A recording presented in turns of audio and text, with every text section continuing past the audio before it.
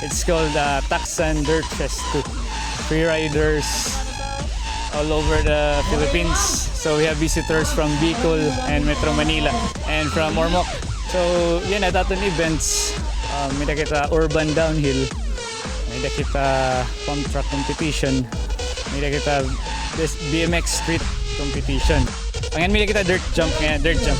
With BMX street competition, best trick ito, best street riding, fluidity hit mga BMX riders ang mga obstacle. And then it urban downhill, ito medyo amot yata aton main event. So ito bakan it's starting point ni bakan ada haig boba. A discipline with so many obstacles from the starting point to the finish line. And then pump track, ada park. And all you do is pump and pump. Ang obstacle niya is mga pumps. And dirt jump is ma-jump ka dirt with mga ramps. And ito best trick gihapon niya. So it promotes health. Kaya siyempre kung kailangan good mag-practice. So dito discipline ka mga youth. Kailangan natin hiraig guide. One way nga mag-invite 10 youth nga instead of doing some bad elements. Adi kita hit sports. Adi kita hit disiplina nga maupay. At least makakapaano aton daily life. And City Government of Tacloban, full support good.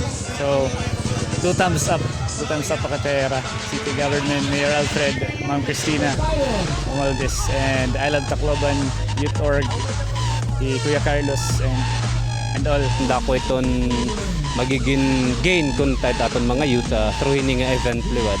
Kaya sa ring pa, although di rin nahiya bagong sports, habugos nga Pilipinas, pero din niya Tacloban usahayan mga bagong nga nasikat liwat nga sport nga kinahanglan suportahan parahan kaupayan kumbaga hawaran mga kabataan.